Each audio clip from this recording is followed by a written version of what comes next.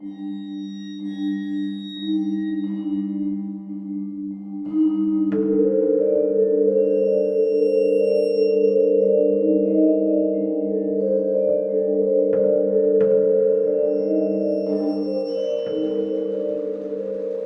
hello, and welcome to Dente Rigamortis.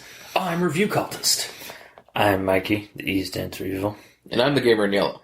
And we're here to discuss those internet stories, most creepy and most pasta, and be critically silly doing it. Tonight we have The Theater. So, The Theater is on creepypasta.wiki or .com.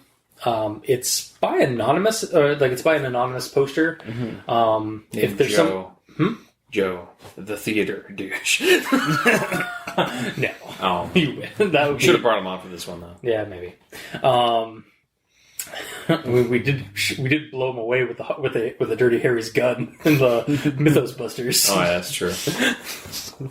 But yeah, you can check it out there. And if anybody knows the author of The Theater, let us know, and I will fix the description and whatnot. And we'll get right into this. So the rundown for this one. So this is game, The Theater. Had an older release around the time of the original Doom. Legit copies came in a blank white case, save for a character sprite on the front and back cover. The only sprite in the game, what people have called the ticket taker, since he looks like an old-timey, if bald and expressionless, theater usher. The game is very hard to install, as it crashes and requires a specific way to get it to actually work on a computer. Like, I think you have to Restart it when it's at the terms and conditions. Yes. Mm-hmm. And even then, sometimes it doesn't. But then, when it does, it finally works. And then, once it's installed, a title screen pops up of the front exterior of a theater and several menu options. New game, load, options. New game is the only one that actually works, because the other ones just crash the game. Options crashes it and load does nothing. Ah, gotcha. Once you start, you simply walk to the ticket taker inside this lobby of a movie theater, and he will say, "Thank you, please enjoy the movie." And you can walk down a hallway specifically to your movie. However, the screen will fade to black and then starts you at the beginning of the lobby again. And then you have to repeat this process in a cycle. You repeat this for as many times as it takes between... It's random. Yeah, it's random, but some people have said it takes about 400 cycles, which... Between 1 and 400 cycles. Yeah, basically. That's the randomization. Yeah. Until you trigger a new encounter where the ticket taker is absent on your next restart in the lobby. Though his speech box and sound still happens as you pass where he was. And you can walk much further into the darkness. Like you're walking, you can't see anything, but you can still hear your footsteps, sound effects. But eventually that stops, and you reach the end of this hallway, and you encounter a warped version of the ticket taker who now has a swirly, distorted head, leading players to dub him Swirly Headman. He then screeches, and the game glitches, starting the player back at the beginning, and you repeat the cycle over and over as usual. Occasionally, the Swirly Headman here and there pops up in spots and starts appearing in the posters on the walls. Are no longer movie posters or whatever. They're just the Swirly Headman. As well, there's also and then eventually, after doing that a bunch of times, the ticket taker returns at the front, and he's hopping up and down, kind of simulating that he's going back and forth it's pacing. Yeah, pacing, but he doesn't have any animation for pacing, so it's just hopping up and down. South Parking it? Yeah, basically. OG South Park. Yeah. But his sound clip is distorted when you go to see him, and I think also the text box is all gibberish too. Some people debate what the sound effect actually says. Apparently, some people think it says "never reach the other levels." The player, after this encounter, is returned to the lobby, but the hall is bricked off by a wall, and if you touch the wall, the game crashes, and that's about it. All the original legit copies of the game are thought to be lost or destroyed, and those players who have played have said they think they see the Swirly Headman from from time to time out the corner of their eye. And that's the end of the story. So, with that, everyone tolerates the grammar inquisitions. So, moving on to mine.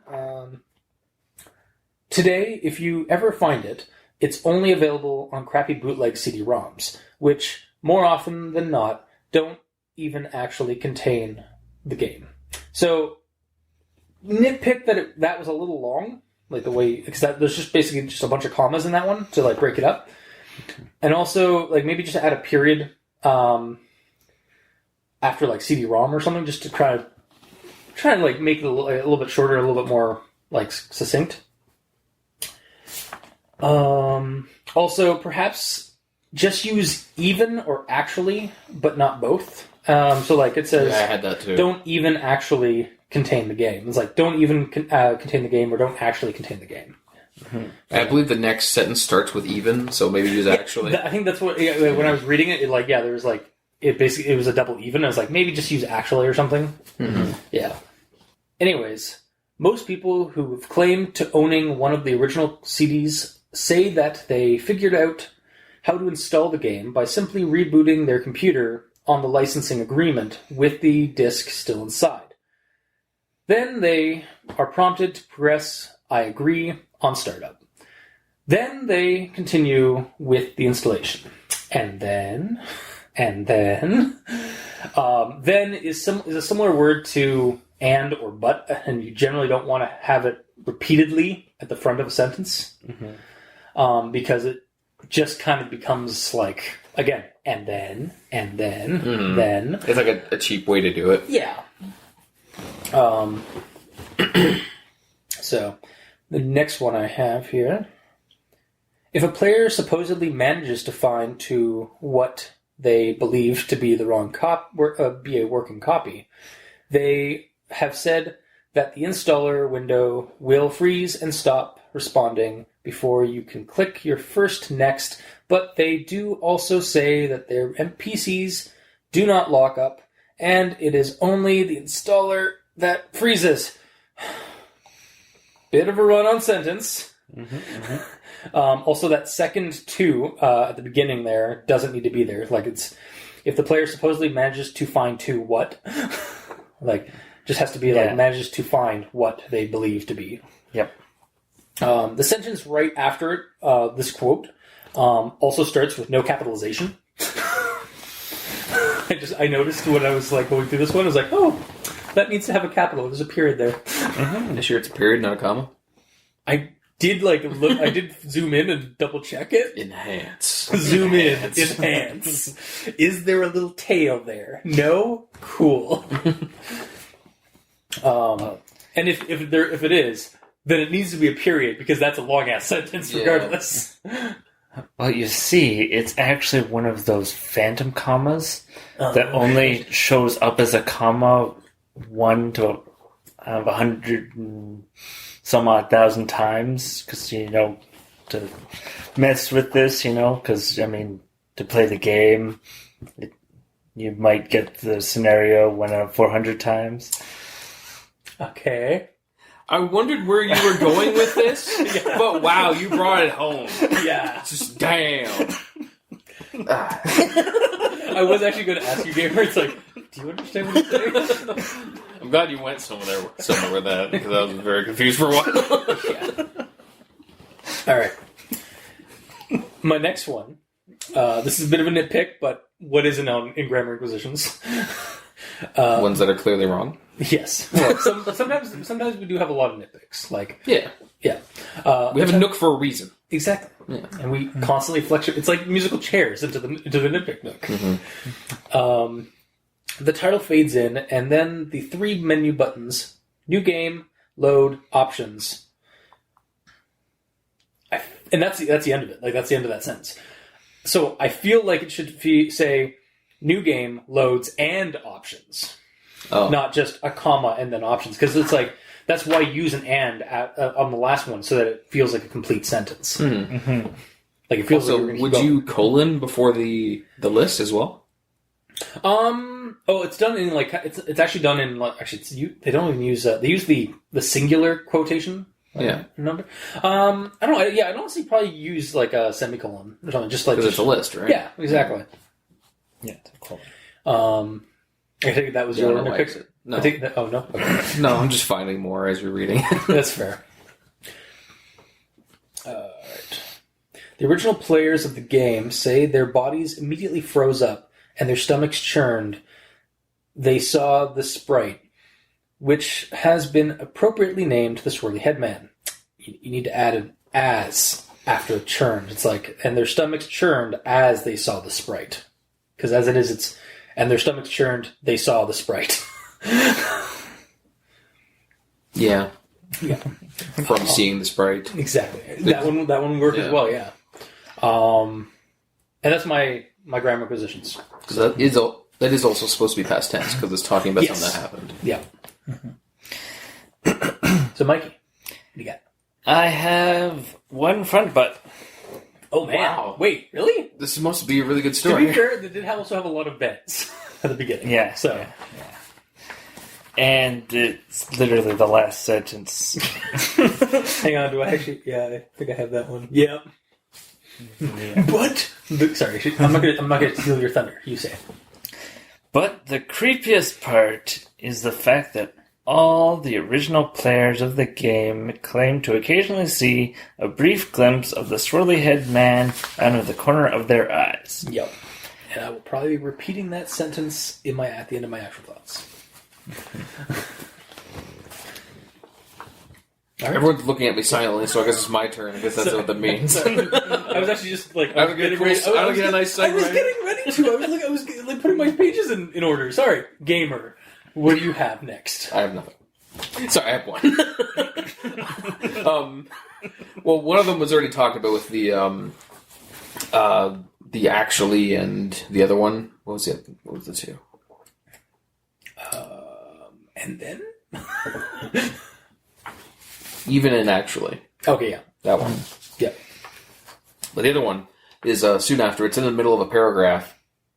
And it's when it says anyways. Mm-hmm. So it's also strange about the licensing agreement. The theater is that whenever the development studio is supposed to be named, the text is simply blank line. Anyways, most people who have claimed blah, blah, blah, blah, blah. I feel like anyways is like a clear time to make it a new paragraph. Yeah, because the word anyways is like you're saying that there needs to be a break. Like, I'm changing the subject. So because you're changing the subject, that would be in a different paragraph. Yeah. Like, I used that for that quote for my and then like issue. But yeah, like that's in the middle of that paragraph when it should be its own paragraph. Because it's breaking off from the previous thing. Yeah. Mm-hmm. And that's all I got left. All right. So on to actual thoughts. Starting with this quote. The game was initially known for its inability to install correctly. The installation process immediately locks up the computer when the user reaches the licensing agreement. So, right off the bat, the game is famous, or infamous, for being difficult to install and play. So how did it spread very far as a, haunted game, if it has a very high, entry point? It didn't. Exactly. Yeah, that's. What do you mean by spread? Just in terms of spreading as oh, you heard this haunted game, the theater. It's it doesn't work. Exactly. it's kind of me just also picking at because that is in itself a trope of haunted video game creepypastas is it's really hard to get to. Only a select few members in our internet circles know how to unlock it. It's how did this get famous as a haunted game? Other than people, I guess word of mouth, maybe people from wanting to try to figure out how to make it work. Yeah, I guess so. It's like a puzzle. Yeah, so I guess in that vein it would be, but it's just right off the bat, I was like, so how did this get how did this populate into a store, into a legend? Just right off the gate. Well, did you have something about that? My thought on that is that if it's hard to install, I probably would have tried once and given up. Well, of course, yeah. That's what I was kind of thinking realistically. I'd be why isn't this installing? This must be broken. No. It might just be because there's no documentation, there's no words on it or anything, it's just for Mac. Like when you're trying to install on the PC, it's like, why won't it work? It's just it's the iMac version. It's like Marathon.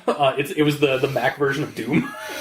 Oh, was it? Yeah, Marathon was originally for the iMacs. Like the old, it was basically the Doom. Like people really couldn't play Doom on Macs, but then Bungie made Marathon, which is basically a Doom-like game. Yeah, and it just that was basically what Mac users had for Doom.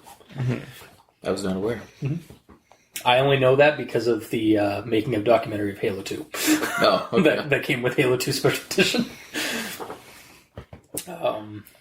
So, on to my next one. Most state that it's completely random and could take anywhere from the first playthrough to the 400th. Unless you're really curious about this weird game, and it's like the story around it, that already made you jump through hoops to install, or have heard the story surrounding the game, why would you wait around for like so long to see if anything happens? Yeah. Granted, looks at the above reasons mentioned, and the secret ending of Far Cry 4, in which you have to, I guess spoilers for Far Cry 4. If you wait 15 minutes at the very beginning of the game, the bad guy shows up and gives and takes you to your mom's a gravesite, and that's the end of the game. And then he says, "All right, now that you've done this, restart the game and play the game normally, asshole," and throws you a gun. Really? Yeah, and then the game restarts, and then you can then you don't have to do that again. You actually beat the game in 15 minutes. Oh, yeah. Well then, it's actually a really funny moment. The developers did. But yeah, and I also look at Let's Players that play games. There's a spooky, it's a jump scary, really cutesy jump scary spooky game that Markiplier and a bunch of others have played, where it's just continually going from room to room. It's a randomly generated spooky house. Oh, I know what it is. Yeah, it has the word spooky and house in it. It's somebody's super spooky house or something like that. Yeah. God damn it. But anyway, it's that kind of game. So I look at those kind of games okay, you know what? This is starting to seem a little bit more plausible of why would somebody spend 400 cycles doing this? Mm-hmm. But yeah, still, again, in the era, and again, in the era of Doom 1, maybe people were just so bored that there's got to be a reason. There's got to be people. Some people. I'm not saying everybody, but I'm saying there'd be a select few, and then those guys would say what happened, and get that word out. But at the same time, it's just if I was playing this game, it's I'd be bored. I'd get bored within the 5th cycle. Well, Spooky's House of Jump Scares. That's what it was. For me, honestly, I would play it twice, and if the second time was the exact same as the first, I'd be why am I doing this? Yeah, a third time. It's kind of again a repeat of what I said earlier. With it's got a really weirdly difficult entry point to getting the spooks. Yeah, to getting the creepiness out of it. Well, so it's just kind of a different way of doing. I don't remember the old creepypasta that we read, where it's an old video game, and the guy went through it and got to the real life location and dug up someone's head. Oh, Pale Luna? Yeah. Same kind of thing happens. In that game, there's the first room and you can leave and go to the forest, but then it just seems like you go nowhere. Yeah. But someone put the time in and figured out the combination and went through it. And that's that's kind of an outlier. Sorry. At least with that one, you see progress because every wrong choice, you crash the game. But every right choice, you go a little bit further. Yeah. So you do know that there is some kind of progress to be made. Mm-hmm. Whereas in this, it's just you just keep doing this for 400 times before it might trigger the event. Yeah, and it's just that's a little too high of a trigger.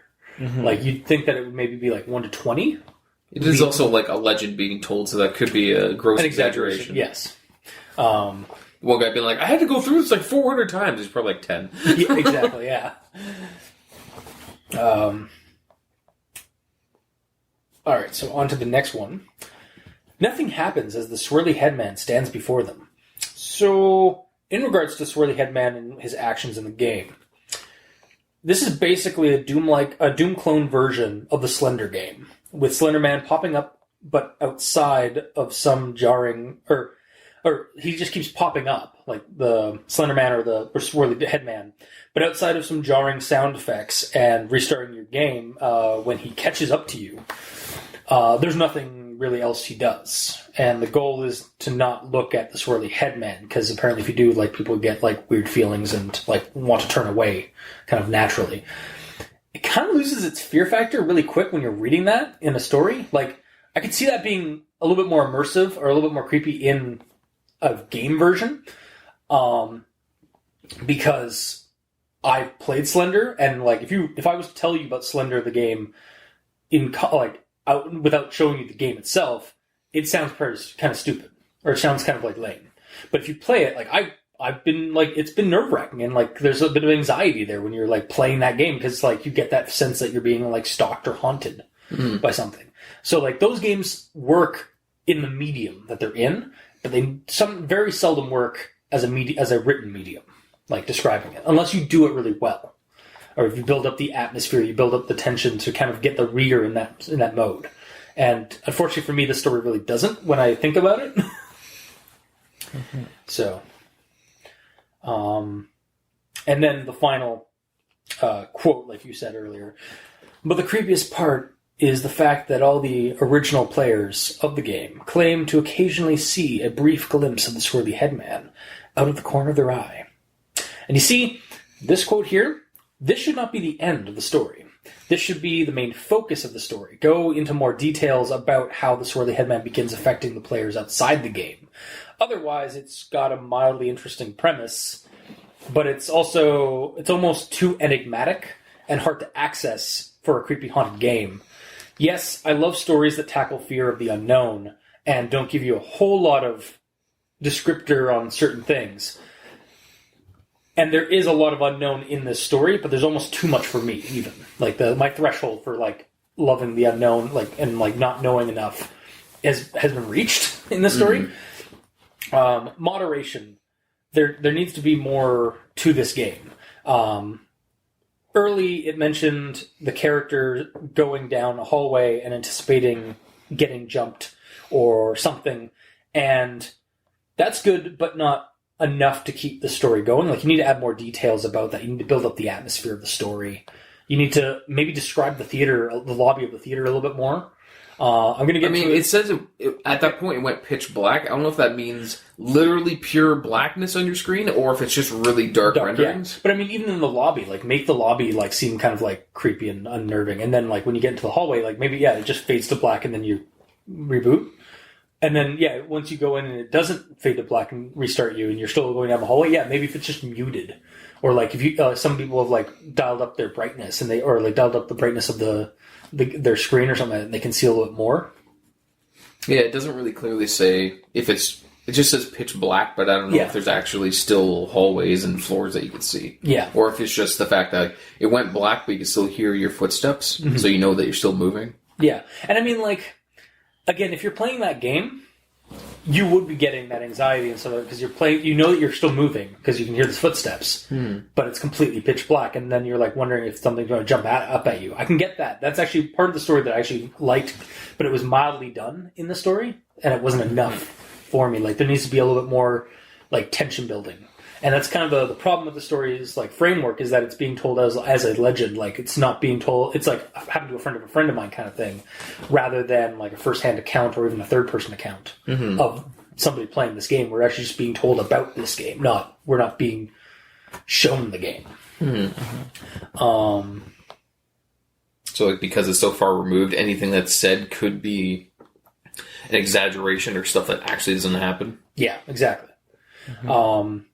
And the fact that Swirly Headman is just sort of a knockoff, don't look at his face kind of monster.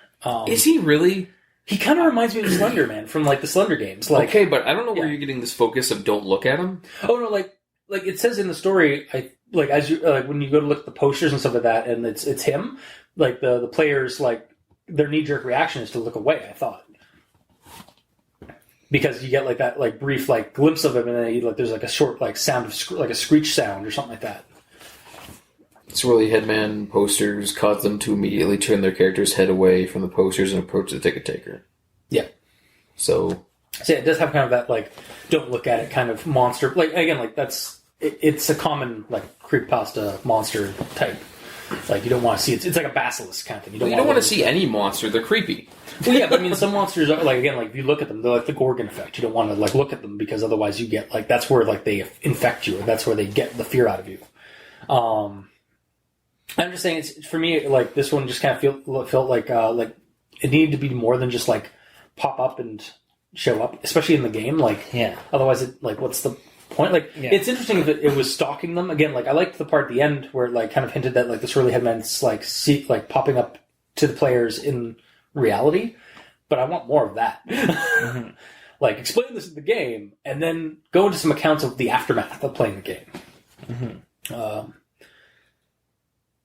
It needs to, basically, it needs to attack the players, or at least stalk them in real life. We need some more detailed accounts from players who played this game, and then started having incidences in real life to show they've been tainted or infected by playing this creepy game. Mm-hmm. So, yeah, that's kind of my 2 cents on the theater until we go into final thoughts. So, Mikey, what do you got? Alright.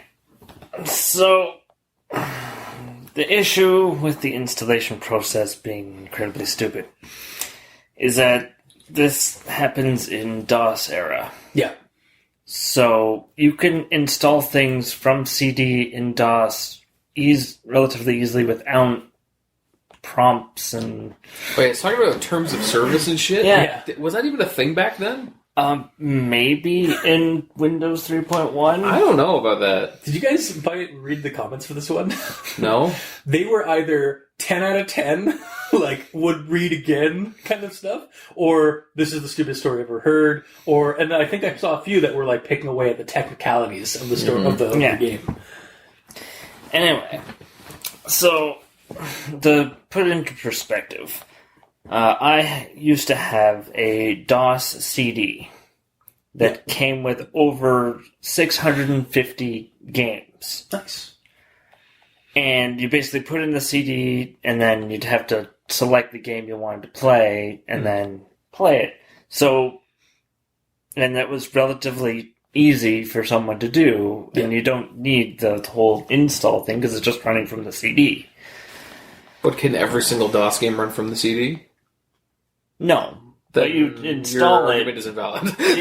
But you would install it, but it requires a CD to run. Yeah. Yeah. But it wouldn't... Like, installing in DOS is like just... From what I remember, is just telling it to install, and then you wait for it to do its thing, and then it's done. And you don't have to click OK or next. There's no installation wizard where here's the terms of service and shit. Yeah.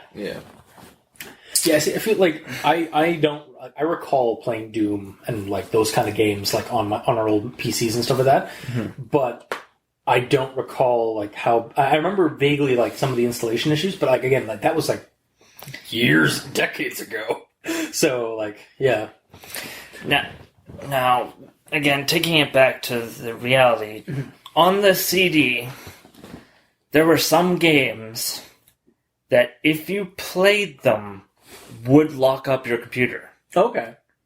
Like, literally, lock it up, so your chains just come, like go around your computer and, like, a padlock just magically manifests. Yep. Well, sorry. Essentially, it would activate scroll lock. Okay. And on the older machines, that would essentially take precedence over shutting down the computer. Oh, fuck. So you think you're shutting down the computer, turn it back on, you're back in the game. See, that's it. Like, that would be creepy to me, but, like, that would work in conjunction with the story for me. Yeah. Because I was, like, thinking, it's like, does it just brick your computer, basically? Yeah. But, yeah, like, that one, like, so it takes priority. Basically, it becomes the operating system, or, like, it oversees the operating system when you try to log it back in. Yeah. That is... Yeah, see, that would, like... That's a real technical thing that'll happen to an old computer. Mm-hmm. And that would be good, fodder for a video game creepypasta, where, like, you can explain it, but then it's doing something like, but you don't want to keep playing the game. Yeah, like some creepy shit happens at night. You're like, oh, this is scary. I'm gonna turn it off and go to bed. Then, the next morning comes along. I gotta check my email before I go to work. Turn it on. And then you're like, the game's why right won't there. this work? And then you call some IT guy, and like you think it's the normal way, like that thing, and then it's like something. It's like something else though, or it's like something similar but not. But supernatural or something superpowered or whatever. Well, even someone who doesn't know that that's a possibility, that would still be kind of weird. Like, why is the game still running? I shut the computer off. Yeah, exactly. You know? And then maybe in the investigation of it, you find out what happens. But yeah. Yeah, like a real life example of an old video game doing creepy things. Yeah. Well, that aren't really creepy. It's just taking over the computer. Yeah, but- it's Which all is creepy. it's all context, right? Like, Yeah. like that to me is creepy. Like that would be unnerving if I did exactly like you said, gamer. You turn it off and then you wake up the next morning to go like turn your computer on. Like I fear that for my own computer as it is already. Mm-hmm. Like I fear turning on my computer and then it just crashing or just like go like blue screening. Mm-hmm. Like I always fear that in the morning. I was like. Click. All right, I'm gonna go to the bathroom so I don't hear the noise. So I don't hear the noise be something bad. Oh god! Like I get paranoid sometimes when I get about my computer. Your computer is older than time itself. Yes. So Okay. Quick aside. I actually told I was working on one of the title cards, and niece cultist came in to the room and like wanted to like see me work, and she's like. Why do you have two computers? It's like, well, one's newer than the other one. In fact, this one is actually older than you. Like, I've had this one older than you've been alive. yeah, that's true. Yeah. It's like 10 you. It's like two of you. Yeah. So my next point here, but the previous point was that you could add real life situations to the game and make it creepy. Mm-hmm. The next thought is that until it added the random number generator stuff to figure out whether you get the instance or not.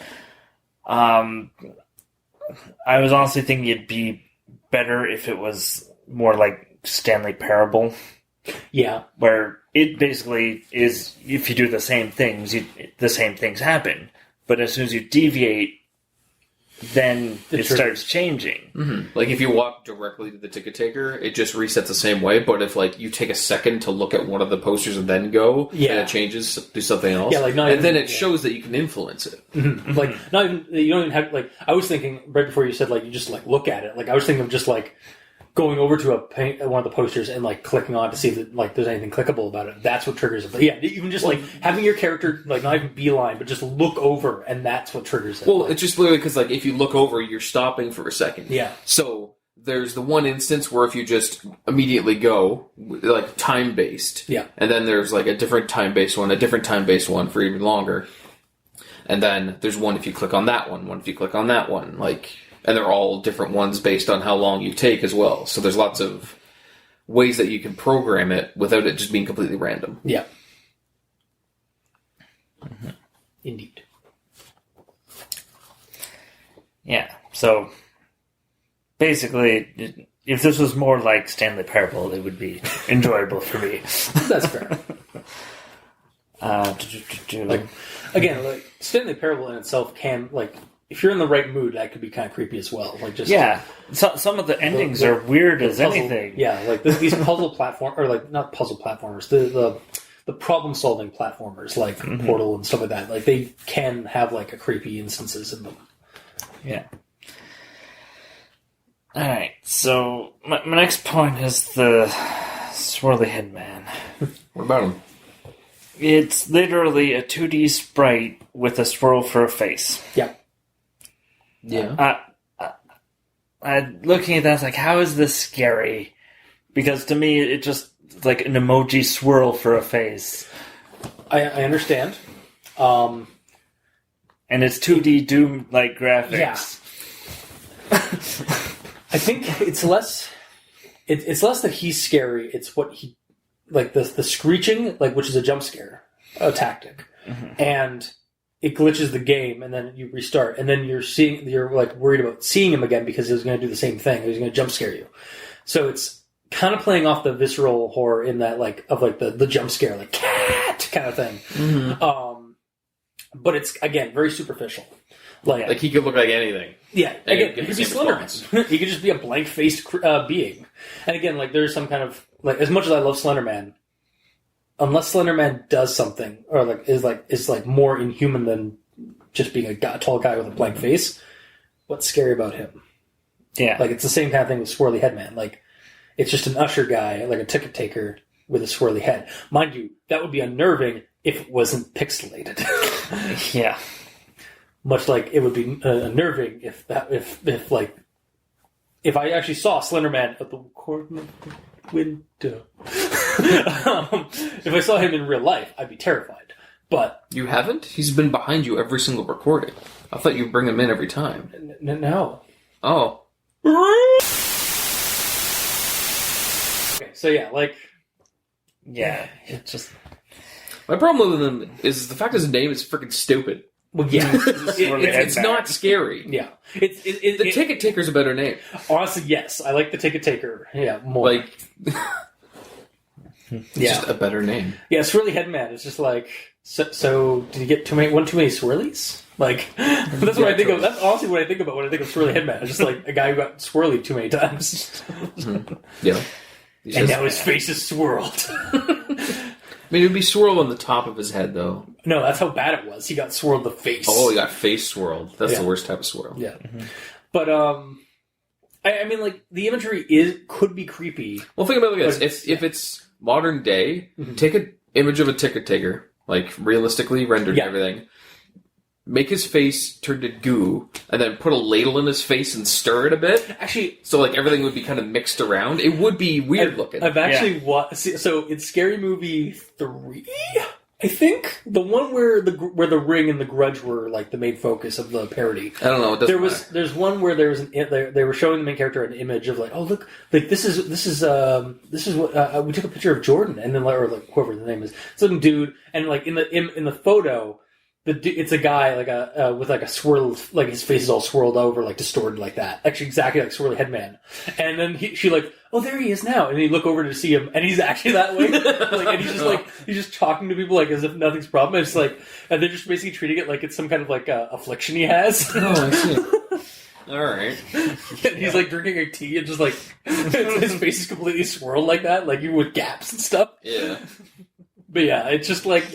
Like, that's what I kind of remember, like, and again, that would be creepy when you first see that, but it's the context stuff, and, like, I'm sure that is creepy for to some people, but it's not going to be creepy to everybody, which is kind of a redundant thing to say, because that's basically, like... That's every story ever. That's basically every story that we've done. It's like, it's going to be creepy to anybody, but, yeah.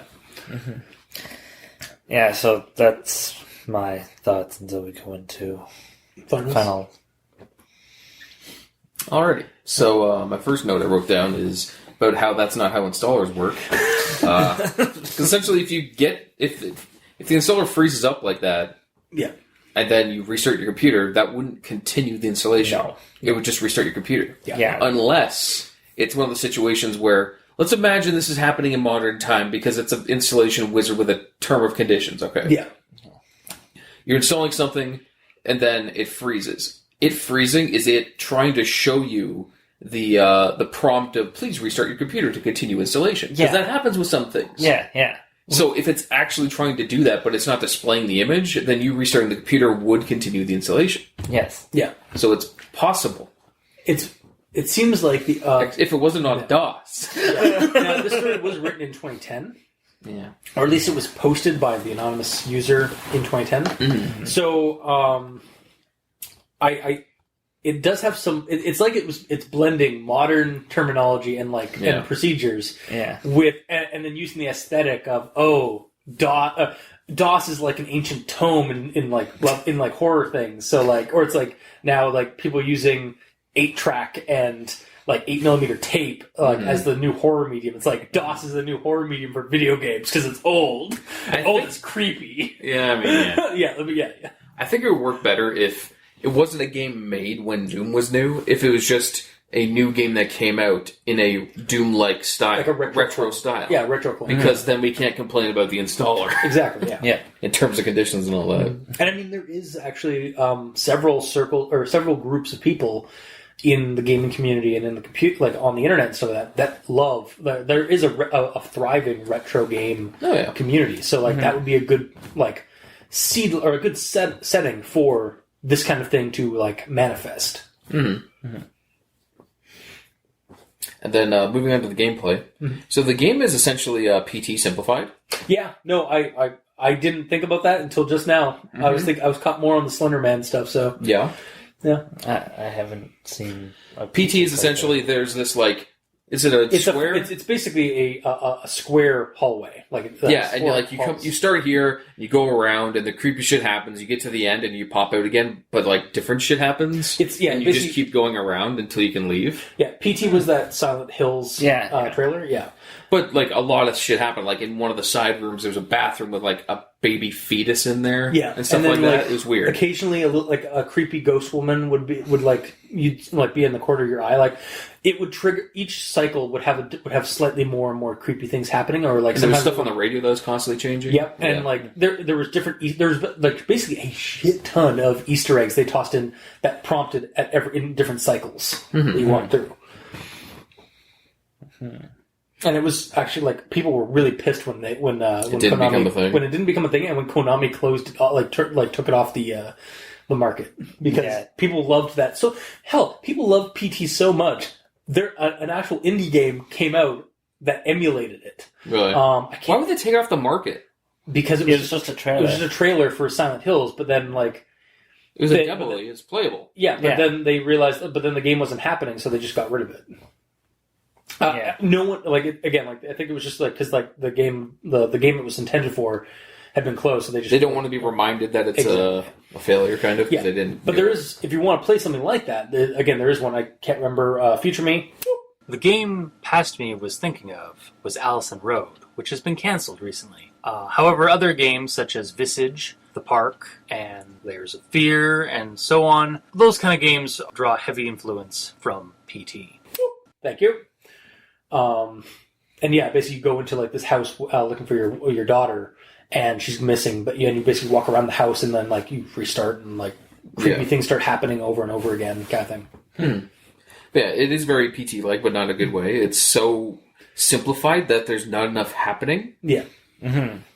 Like, there's so little happening, it doesn't even have to be a video game. This could be in a movie format. Yeah. Because you don't really have any influence over it. It's just hold W the game. You know what this could be? This could also, like, combine both of them. This could just be like somebody, like the guy found a Let's Play video of this game that doesn't seem to exist on YouTube, and that's basically just that's it. That's the infection vector. Yeah, that would work better because like telling us that it's a video game and like there's not a lot that the player does in this aside from walk up to the ticker taker and like look at the posters, but that's it, and then get attacked by or.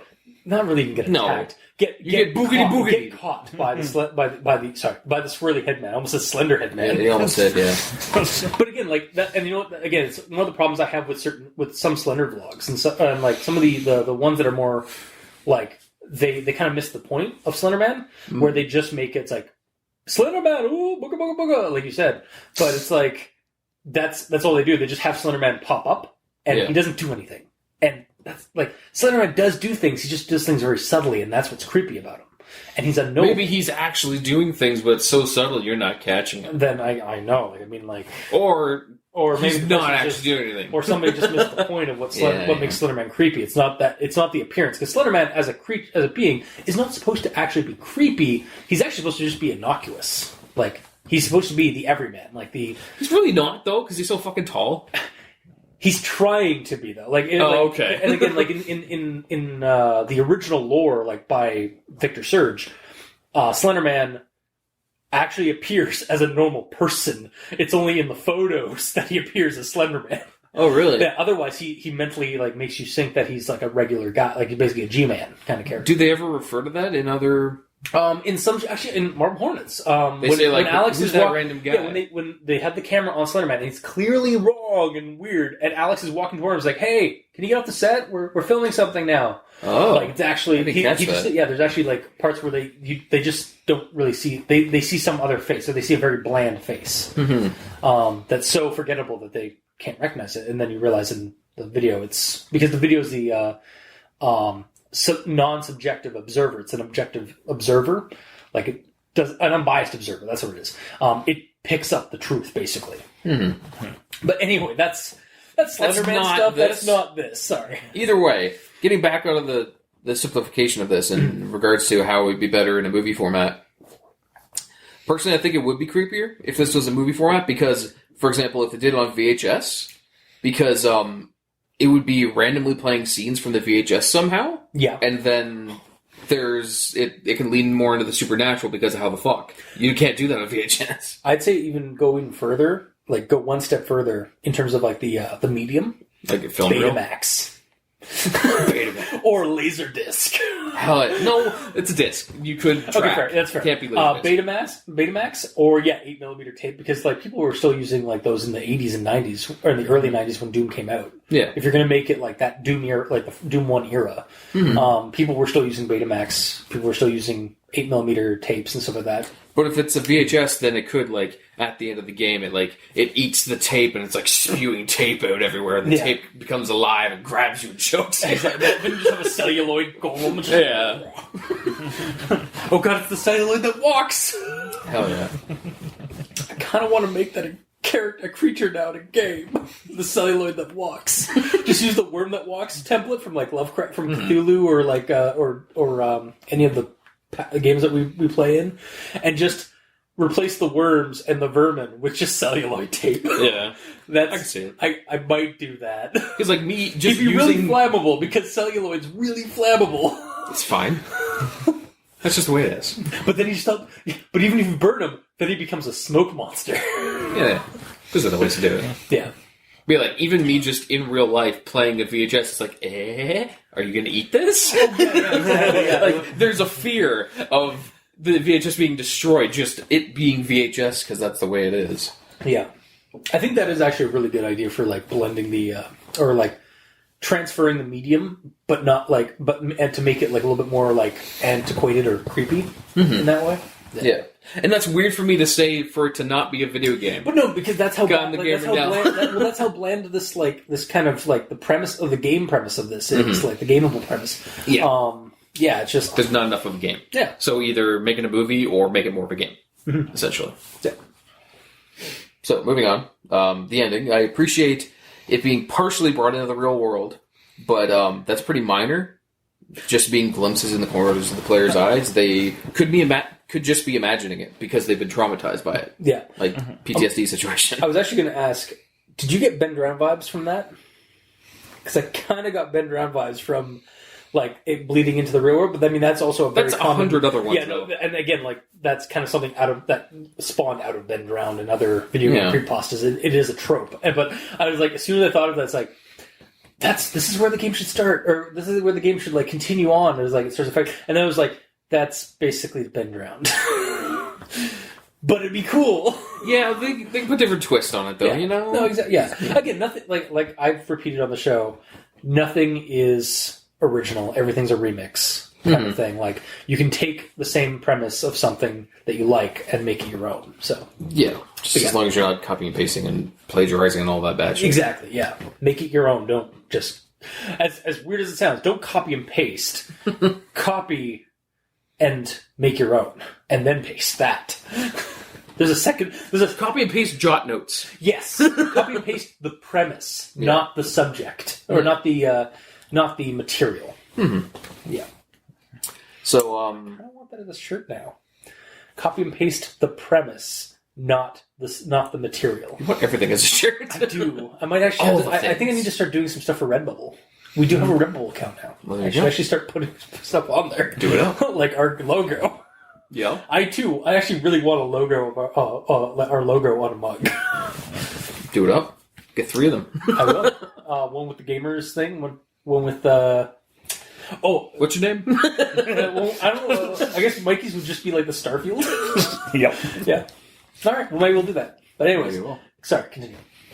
I don't know if I should say this last one for my final thoughts. It's up to you. Save it. I'll save it. Fine. Okay. All right. So on to Do you have final something thoughts. amazing to say? Not really. Cool, then I do. Maybe. We'll see. On to final thoughts. So my bottom line with this story, it's a mildly interesting premise, but then it's nothing really new. Like I've seen this video game creepypasta 100 times. Like I've read the story multiple times. Nothing really fantastic. I was actually a little disappointed by the story after finding it on a top 5, top 10 creepiest video game premise and seeing it on there and not recognizing it. And I mean, like, I could get why somebody would put it on there, but it's not really executed very well. There is a sequel. There is a sequel. I was Maybe going that to get makes to it that. way It's better. it's already on our list. Or Yeah. it's on our schedule for like a couple of months. What about are we a doing month. next? Okay, I guess we could. I was actually going to hold off until like for a month because Mikey's thing is like he doesn't like doing sequels to things immediately after. Since when? Since forever. All right, fine. But I mean, if you guys want, I don't care personally. we'll figure it out off recording. Yeah. But yeah, there's the truth about the theater. So we'll get to that one at some point. Which kind of leads us to believe that everything being told in this story is a Is lie. a lie. Or just I will find it very funny if like this was basically the cliff notes. Or like the thought process, the brainstorming process of the next. Then all of our grievances are like taken care of in the next one. Exactly, yeah. Yeah. So I am curious because maybe like that one will help explain why the theater was on viral. Was a top 5 list. Well, I don't really think it's really viral. I think it's just this one guy who did the top 5 list. Just enjoyed it. Oh, I was talking about just in the story itself. in the it's story, viral. yes, yeah. Yeah. And maybe I do recall seeing that maybe like we might actually find out like more information about like the company that made the game and stuff. Mm-hmm. That's about as much as I glimpsed about the sequel. They went on to make great games like Hero and Princess. And Spyro.exe.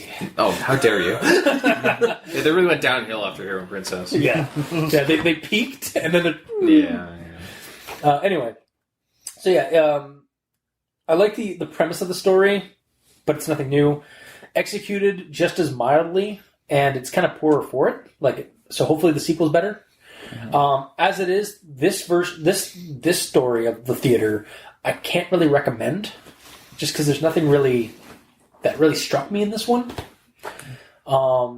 Though, as an aside, some people have actually replicated the experience as an indie game, and while it looks like the usual Unity engine horror game, like from like a couple of years ago, like the ones that kept popping up when the Slender Man game came out, and this one's not even like I actually watched a Let's Play of it. It's like 8 minutes long. And it's this exact story. It's this thing It's this game exactly. Yeah. But it's not a Doom clone.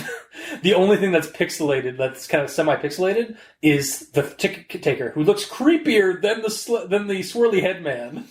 Only because he kind of reminds me of a Slender Man type, because he's like missing he's like, you can barely see one of his eyes, and it's like very faded like pixels and stuff. But is the environment all rendered? Yeah, it's all fully rendered by using the Unity engine. Oh. But it's not rendered using to make it look like It's not all sprites. I wish it had been. It would have Yeah. made more sense. And I mean, watching the guy play it, and there's tons of them on. There's actually a bunch of them on YouTube, like of people who have played it. I think Markiplier and Jacksepticeye have actually played it or something. Probably. But yeah, it's just not very like. It doesn't take 400 tries, thank God, to go there. Or if it did, the Let's Players usually skip ahead.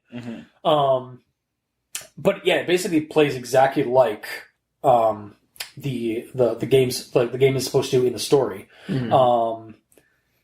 And it is rather atmospheric with some nervous anticipation and creepy sounds. Although the ticket taker, I think might have, the voice for him in the version I watched, like the game that I watched get played, might have been pulled from like maybe Mr. Creepypasta like read the story, because it sounds very similar. I noticed the voice sounded very similar to Mr. Creepypasta. Oh. I was like, did they just rip off his voice like when he did that? If it's a free game, you can. I know.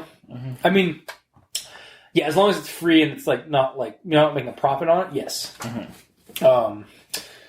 Because at that point it's like fan fiction or something like that. Yeah.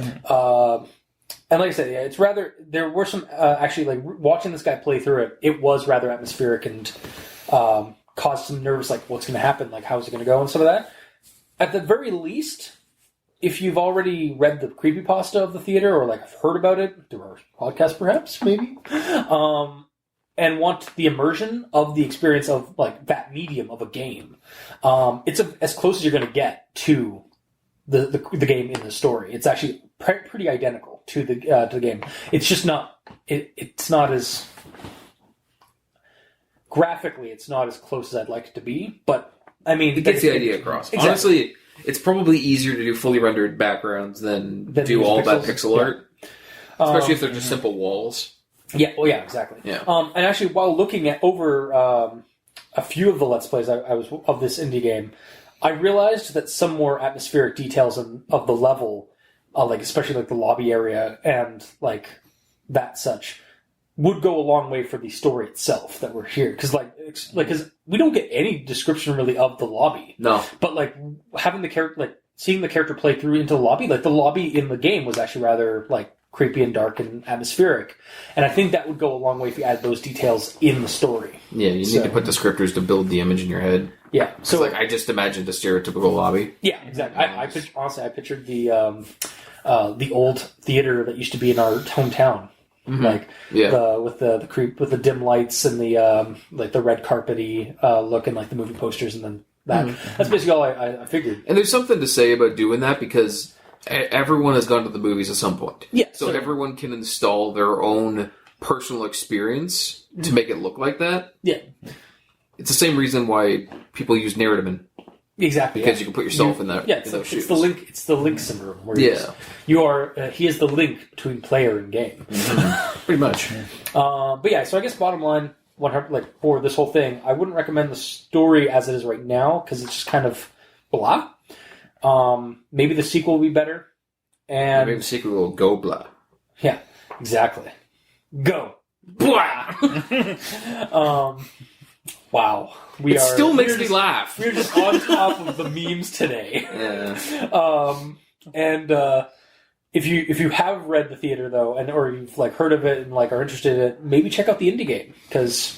Can you put a link in the description? If I can find it. I tried finding it, and I found another version that doesn't look very good, or it looks like maybe they pulled more information from the sequel because it seemed to have a lot more to do about the theater than like the actual movie theater. I just meant link the YouTube video that you watched. Oh yeah, I can do that. Yeah, I'll send a link to that.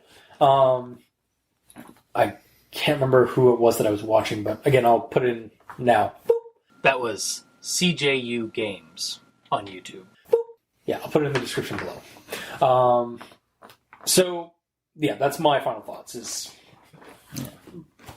bland, but interesting, and then, yeah. Anyways, Mikey, what do you got for final thoughts? Yeah, so I didn't go as far as a Let's Play of the game. I did, however, follow the links from the comments that went to a version of the game. And I thought to myself, there's no point in downloading it because it's just going to fail to install anyway. Wait, so was that actually I wonder if that was the indie game I watched Let's Play of. So maybe. I'll have that link as well. Yeah, but I was like, for added realism, it's not going to install. Yeah. Well, you know how to fix it. You just have to restart. Apparently, the game will close and crap, or the game will crap out and close if you press anything but new game at the beginning. So they actually do have that, and then like if you touch the wall, it blacks out, and then that's the end of the game. So yeah. So that's as far as I got with that. That's fair. And then, as far as this story, for me, it sort of comes off as a bit of a ritual pasta. Yeah. Sort of like, if you get this game, then you can do these things, and you're supposed to do it this way, and you have to do this to even get it to work. Yeah. I feel that's probably just because the way it's written. It's not written as an account. It's written as a telling of the legend and how to do it. Yeah. So it's a video game ritual pasta. Yeah, basically. Yeah. And then anything that attempts to be sort of creepy in the real world happens at the end and just leaves you wanting there to be more story. Yeah. So I couldn't agree more. It just... it wasn't a hard read, but I feel like it was building, and then no payoff. Yeah. I actually, this is going to be not a first, but this is going to be one of those things where like I completely agree with your statement on the story. It's just like, yeah, it looked like it was going like at the end. It ended where it should have continued, like, or where it should have began. Really, but it leaves mystery. And only like this is the case where like I want more, and it's not like unfounded wanting more. Yeah. So as it is, it's a non-recommendation because it didn't instill any sort of creepiness. And as soon as they introduce creepiness, it's there at the end, and like what? Like that is not creepy at all because there's nothing that explains how that pushed itself into the real world or the repercussions of it being in the real world. Yeah. Because it's not. It's just in their heads. Yeah. Because they're just having flashbacks because they've been super duper traumatized to those jump scares. Yeah. Like basically they have an overactive imagination, or like they've gotten like some like stress level from the jump scares and stuff like that in the game that they're now starting to see him. It's like playing a whole bunch of Five Nights at Freddy's and then you're getting, oh, it's Bonnie, he's out there. You say that, but that actually happened to me once. Well, there you go. Like, it's real life. I played like, oh no, it wasn't Bonnie, it wasn't like the Five Nights. Actually, no, it was the Five Nights at Freddy's. I was like watching that, and I work in an office, and I was walking to the like between the office area space, and like we have to go through several doors and go down a couple hallways to get to our lounge area where the lunch and stuff is. And I remember hearing some like tip tap tap tap tap tap, and I was expecting it to be Foxy across like coming down the hallway. Yeah. Yeah, it's just like surprisingly realistic. Then I mean, there's a reason why. Like, I think there is a reason why so many writers of creepypastas use the same kind of tact, like the same kind of thing, is because that it is something they're trying to capture that kind of thing that happens to people when they have an overactive imagination. I just think that they don't do it very well, or they copy and paste the same premise over and over again to blandness. Yeah. For me, considering I just came off reading Spyro.exe and To Hell and Back, this one's great, comparatively. Yeah. So I'll give it that, but we will find a better video game creepypasta. They are getting better. You started at the cream of the crap. Yeah, exactly. I started at the bottom of the barrel. Yeah. And you're working your way up through the manure. Yeah, we'll see about that. Might find a soft spot next week and be like, just fall back down. We'll see. But yeah, comparatively, it's better than those. But on its own, it's just like what you guys said. It's relatively bland. Not enough happens in the real world. The gaming aspect is almost unnecessary, as I said earlier. So, like, I just want to know more of what's going on and why. Anything. Hopefully the sequel expands. Yeah, I want to half recommend it just because I'm curious what the hell what's gonna be explained in the sequel. Yeah, that there's enough lore to be told to us in a sequel. So I'm really curious about that. But I did note that like the sequel is like there's a link at the bottom of this one to the sequel. So it's like it's almost like a teaser to possibly to the next trailer. one. Yeah, exactly. Yeah. Pretty much. So we'll see what comes of that. But for this one, it's kind of bland and not really a lot happens, and it doesn't do the things that I like in video games where it brings it into the real world. It tries to, but as everyone has said multiple times, it doesn't really do a very good job of that. So the most I can give it is like a very, very partial recommendation, but not really. Yeah, like I think we're all on the same boat. It's like had an interesting premise in terms of a game thing, but executed poorly. Yeah, if it was executed better, then yeah, I would at least feel comfortable saying partial recommendation, but now I guess I can't. The premise is okay, but the execution is bad. That being said, you had something in there. The story is it's possibly not creepy at all when you think about it in a different oh, light. No. Okay. Because it could simply be the story of a rising star in the movies. Because you walk through the hall and you see the swirly head man. And a scream happens. That's clearly the scream of your character as you're fangirling over him, because he's a movie star. And then you faint. And then you faint, of course. And then that's why the movie posters, as you go on longer, they all change to the Swirly Man because he's becoming a bigger and bigger star. So this is basically Fangirl Simulator? Yeah. I'd still say it's kind of creepy, but I see where you're going with it.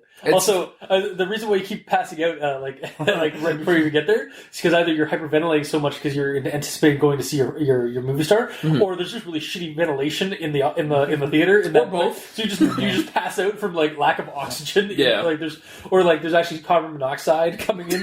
Jeez.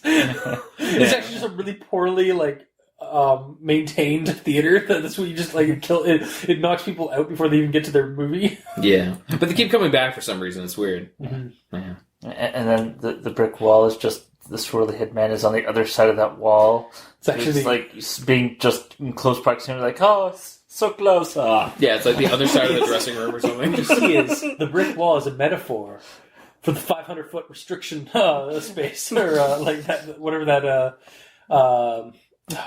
Restraining order? Restraining order. It's basically the brick wall is a metaphor for the restraining order. Of course, yes. Because you've now gone too far. So really, it's actually to make it creepy. It's actually the game is actually a simulator for a super obsessed fan of a movie star, and and it's all metaphorical. It is metaphorical. Yeah, and that's where the whole random number generator comes in, because you got a tip that he's going to be there, but you don't know when. So you just show up every. Oh god, that's actually it. Like it's just. Oh god, so like really like, and then you can even expand off of that, like bounce off of that idea for like the story where you find out that like who the creators and stuff were is basically like the brother or sister of like somebody who's like super diehard fan, and like they base this off of their like creepy fan obsession over someone. Yeah, exactly. Yeah, because there's tons of those kind of creepy things in real life. Like I think it was either an American or somebody in Europe super obsessed over an Icelandic superstar to the point where he tried to mail her a bomb because if he couldn't be with her, no one would be.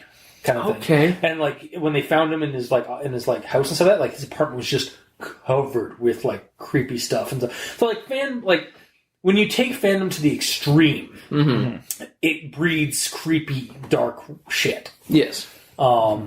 Again, moderation, people. Yeah. Again, those are other avenues that this could have went to make it more better. Exactly. Make it good. Yeah. And I like how you're like, make it not creepy, and then I just like. Or you could make it creepy. Yeah, or you can make that angle creepy. Yeah, that's true. Yeah, that was a good job. I did it.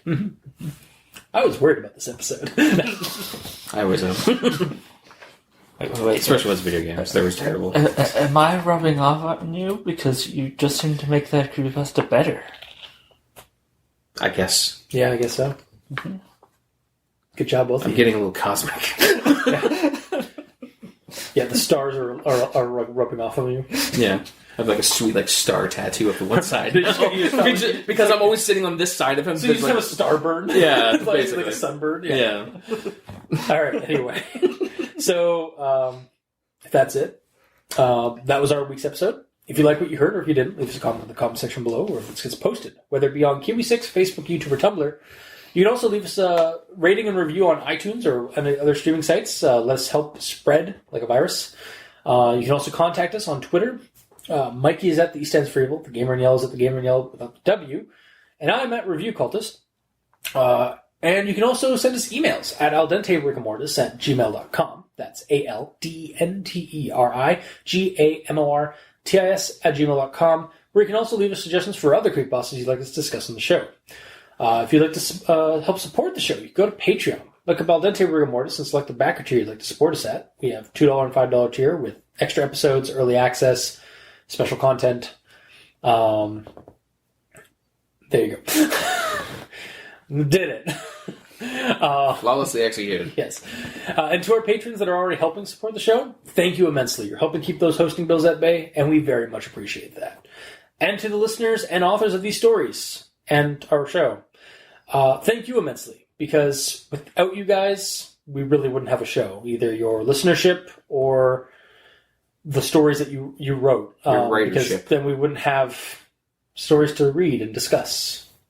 Our show would not be a thing. So thank you. Until next time, I've been your host, Review Cultist. I'm Mikey, the E stands for evil. And I'm the gamer in yellow. This has been Al Dente Rigamortis. Sleep well.